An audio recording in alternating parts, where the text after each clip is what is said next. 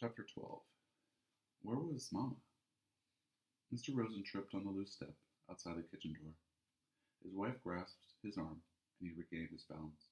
It's very dark, Mamma whispered as they stood in the yard with their blankets and bundles of food gathered in their arms.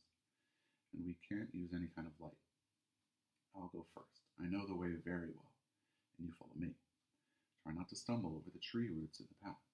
Feel very carefully with your feet. The path is uneven. And be very, very quiet, she added, unnecessarily. The night was quiet, too. A slight breeze moved in the tops of the trees, and from across the meadow came the sound of the sea's movement, which was a constant sound here that had always been. But no birds called or cried here now in the night. The cow slept silently in the barn, the kitten upstairs in Kirsty's arms. There were stars here and there, dotting the sky among the thin clouds, but no moon. Anna-Marie shivered, standing at the foot of the steps. Come, Mamma said. Mamma had murmured, and she moved away from the house. One by one, the Rosens turned and hugged Anna-Marie silently. Ellen came to her last. The two girls held each other. I'll come back someday, Ellen whispered fiercely. I promise. I know you will, Anna-Marie whispered back, holding her friend tightly. Then they were gone. Mamma and the Rosens. Anna-Marie was alone. She went into the house, crying suddenly, and closed the door against the night. The lid of the casket was closed again. Now the room was empty. There was no sign of the people who had sat there for those hours. Anna-Marie wiped her eyes with the back of her hand. She opened the dark curtains in the windows. She curled once more in the rocker, trying to relax. She traced the route in her mind. She knew the old path too, not as well as her mother, who had followed it almost every day of her childhood, their dogs scampering behind.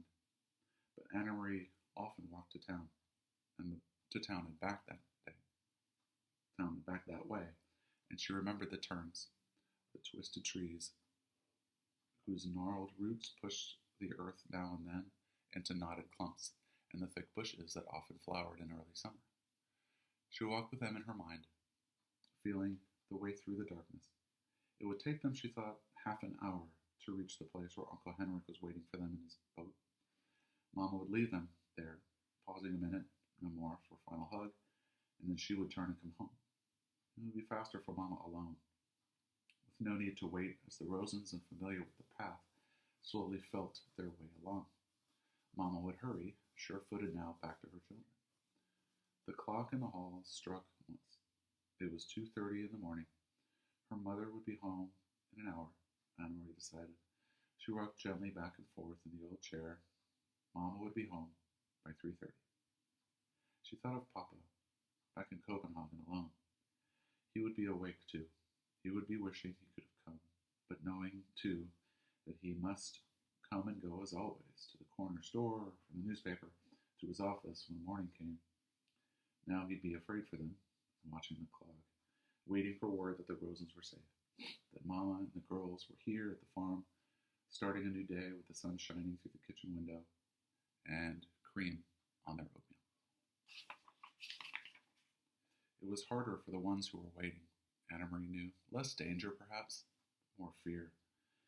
She yawned, and her head nodded. She fell asleep, and it was a sleep as thin as the night clouds, dotted with dreams that came and went like the stars. Light woke her, but it was not really morning, not yet. It was only the first hint of a slightly lightening sky, a pale gleam at the edge of the meadow, a sign that far away, somewhere, it was to the east, where Sweden still slept, morning would be coming soon. Dawn would creep across the Swedish farmland and coast, and then it would wash little Denmark with light and move across the North Sea to wake Norway. Anna-Marie blinked in confusion, sitting up, remembering after a moment where she was and why.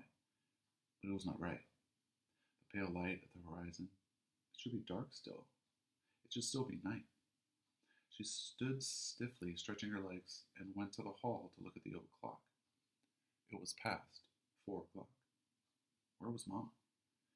Perhaps she had come home, not wanted to wake Anna-Marie, and had gone to bed herself. Surely that was it. Mama must have been exhausted. She had been up all night. She made the dangerous journey to the boat and returned through the dark woods, wanting only to sleep. Anna Marie, quickly, Anna Marie went up the narrow staircase. The door to the bedroom where she had slept with Ellen was open.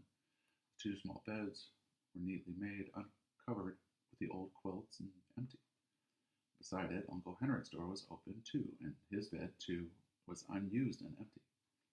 Despite her worry, Anna Marie smiled slightly when she saw some of Henrik's clothes crumpled in a chair and a pair of shoes caked with barnyard dirt lying on the floor. He needs a wife, she said to herself, imitating Mama. The door to the other bedroom, the one Kirsty and Mama were sharing, was closed. Quietly, not wanting to wake them, Anna Marie pushed it open. The kitten's ears moved, standing up straight, its eyes open wide, and it raised its head and yawned. It pried itself out of Kirsty's arms, stretched, and then jumped lightly to the floor and came to Anna Marie. It rubbed itself against her leg and purred. Kirsty sighed and turned in her sleep. One arm, free now of the kitten's warmth and comfort, flung itself across the pillow. There was no one else in the white bed. Anna Marie moved quickly to the window, which overlooked the clearing that led to the path's entrance. The light outside was still very dim, and she peered through the dimness, trying to see, looking for the opening in the trees where the path began, looking for Mama hurrying home. After a second, she saw a shape there. Something unfamiliar, something that had not been there the day before. A dark shape, no more than a blurred heap at the beginning of the path. Anna Marie squinted, forced her eyes to understand, needing to understand, not wanting to understand. The shape moved, and she knew it was her mother lying on the earth.